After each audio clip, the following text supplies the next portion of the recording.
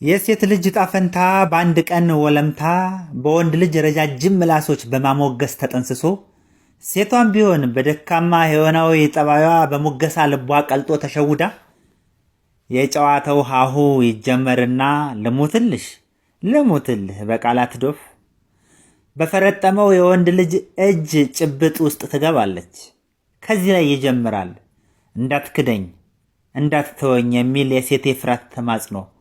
እረ በፍጹም ይላል አንበሳዬ የጫካው ንጉሥ፣ ከፊል ሰው ከፊል አውሬ የልቡን መሻት ፈጽሞ።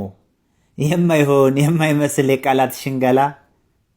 ጧት በማለዳ የተጀመረው የደራው ጨዋታ እኩለ ቀን ሳይሆን ለአንዱ ሽል ከቁጭት ጋር ሰጥቶ ለአንዱ እንደቀልቡ ወይ ደስታ ወይ ለብ ያለ ቁጭት ያስረክባል።